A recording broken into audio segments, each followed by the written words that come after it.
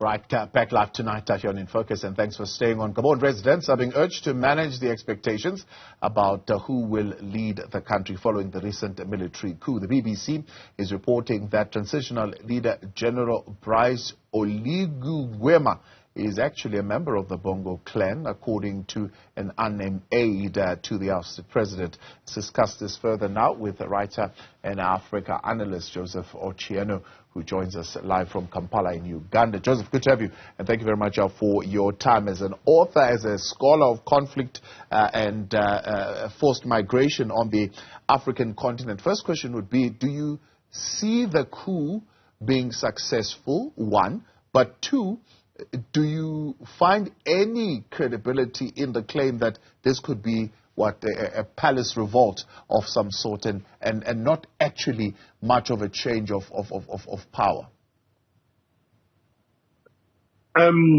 Interesting questions. Thus far, it's now nearly 1 week, so it's relatively safe to suggest that the coup has by and large been successful. In terms of the second element, it's clearly interesting. Some of the information, and of course now there is lots of fake news and you don't know which is which, but generally it would seem to be the case that there is a close relationships, and there were also the case that prior to the coup there may have been internal disputes, but all coups in most cases anyway, there will always be an axis through which forces that eventually lead to the overthrow of governments are used. So it could be domestic and misunderstanding, could be misunderstanding within the same political organization. Whatever the case, it is still a coup. We can console ourselves by whatever means. Generally, it's the case that Bongo is no longer the president. It's unlikely that he's going to be the president. And whatever happens, even if then this is a member of his clan, it's neither here nor there. Gabon is a small country, hardly 2-point-something million citizens. So relatives will be related to one another. They do not necessarily have to share the same values. I'm not quite sure that on the continent we are mainly bothered whether or not one, perhaps if you like, quote, ethnic group or identity, or perhaps individuals associated ideologically are governing. The issue is, one, are they legitimate, and two, do they have the mandate, and then three, are they governing in the interest of all the majority of the people of that particular country. In this case, I think it will be a halt of some sort. Whether or not, if you like, it's merely a change of guard, it will be neither here nor there. But whatever the case, I think, more importantly for the continent, more important for the Gabonese people, is whether or not whatever the coup leaders are saying as a change away from the Bongos is something that they're able to deliver on. And if they're able to do that, it will possibly not matter the relationships that these people had or do actually have, whether it's blood related or, if you like, they've been people who've been sharing the same high table for a long time. So, I mean, except for the fact that, of course, the Bongo clan has been using the country as their own dynasty and doing with it as they will. Why is it important for the people of Gabon that state control move out of that family, that they lose grasp of state control? You know, it's still possibly related to what I was saying, that while it's important, it's actually in the interest, really, of Gabonese people. And actually, I personally find it quite insulting that one family, one community, one, if you like, identity across this continent can seem to present themselves that they are the panacea for futures of nation states or communities. So it's indeed the case that it would be in the interest of the Gabonese people that this, if you like, power moves away from a particular core element of a privileged few. But that said, in revolutions, it is possible that emerging out of a family, emerging out of a community, there can be a new sense of direction where there is an enabling process, in which case, then in this case, particularly because the guys are soldiers, I'm being very optimistic here, they could easily say that, well, let's go through a transitional period. Let's have an opportunity, a possibility in which all Gabonese people coming, including perhaps the former AU chief Bing, come in, and then we find a neutral player that is able to move a transition beyond the military. And that can happen and can easily take away power from these communities, especially if these guys realize that that is perhaps the best way long-term for Gabon to be able to have a sense of unity and a new direction. At the end of the day, these guys have had huge privilege. They've had power. They've had money. They've got wealth. They've had names. They've had long CVs. there could easily be a fresh start without them necessarily being at the helm, but where the Gabonese people are at the helm, under that helm with the mandate of all the Gabonese people. Yeah. That, in most cases, those of us who are Democrats, that's normally what we are asking for. And in this case, I wish I was advising them, and I wish they were listening. Yeah. This, of course, is born out of an election where there were opposition parties, one opposition in particular that seemed to believe that they are actually the rightful winners of this election. However, they have been taken by surprise by this coup. It caught them unaware.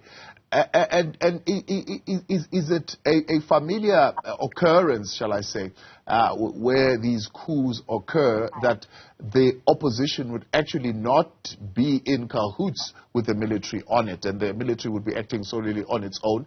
And how possible is the call by the opposition right now to return to civilian rule? I think it is not uncommon, actually, that these coups do happen. The opposition feel relieved. Some people go into the streets thinking that, the dawn of a new era in town is one that serves their interest, when in the reality is that the coup makers have got their own interests. That's not uncommon, actually. You can pick in part of the Sudan, which is exactly the same thing. That's in the Sudan, it's the military, within the military, and the majority of the ordinary people, including political parties, were in part taken unawares, but if anything, actually, the whole thing was usurped away from them. So that's actually important. So the answer normally to this is that in the event that there's a transition, in the event that there's a push, if you like, for a negotiated settlement, then perhaps the national conference is had, political parties across the board come in, and then perhaps the leading opposition parties, with almost apparent, threading mandate, are given an opportunity to take the lead, or perhaps fresh elections is held. Fresh elections are a big issue in the continent, are beginning to revisit. I've got some minute drops on election on the continent, do take place, and then hopefully from there, there's an emergence of a winner from the opposition, you seem to refer, but meaning that it's a new start for a particular country, in this case, perhaps Gabon. In their case, actually, they would almost all have been taken by surprise. Is it fair to say that in the currently the status quo, legalistically as it is, you would say that, well, we've taken over power, we are now handing it over to you, the opposition? It's very unlikely, unless actually they had been in cahoots with the opposition. I don't think it appears like that, because if it were, you would get the tones and nuances coming from the military, as well as I think day one. There is no sign of that. But yes, it's been very interesting how quiet the opposition has been. Is it the case that they knew it is actually possible? Because the Bongos had been in power for such a long time. I see it from experiences of big, long-standing military police states like my own native Uganda. I think people will sort of fear or pretend not to know what's going on. So it's actually possible they knew, but they're basically trying to play safe just in case the coup did not succeed. Don't forget, there was an attempt not so long ago and it failed, and this time it seems to have worked in favor of the coup makers against the governing, the privilege of that family. But whether or not it is in the interest of the long-term interest of the Gabonese people, I think it is still time for us to it is still really a long call for us, and we'll watch with interest. So the opposition leader Albert Ondo Osa saying the international community should push for a return to civilian rule. Is the international community still having a handle on this particular matter? We know ECOWAS thought they might threaten some military action and so on and so forth, but none of it has materialized into anything. So do they really have any handle on the situation to have any influence either way as to the outcome? I think the opposition are right to make those claims. That is the best they can do. Obviously, they need legitimacy. They themselves are seeking perhaps to be loud enough so that they're able to get sympathy, and perhaps in terms of much more moral support, much more practical support, but also much more pressure on the military. And as it were, if it becomes the case that people go round table where the opposition are seen to be, if you like, quote, the political leaders with the advantage, and the military being compelled to recognize the opposition as the primary lead political players in this game, in which case the round table, some kind of CODESA of South Africa, but a CODESA in which the voice of, quote, the ANC, sorry to use that as an example, is perhaps this current opposition, as it were. How that gives them advantage in practical terms, neither here nor there. But morally it would. And of course, as I said, at the end of the day, whenever the ballot does take place, they can claim the moral lead that, well, the net influencer in the change and the net influencer in shaking the Bongo dynasty. Appreciate your time. Thanks so much for joining us. Joseph Ochieno, writer and commentator on African affairs and scholar, particularly looking at some conflict in the African continent. Right.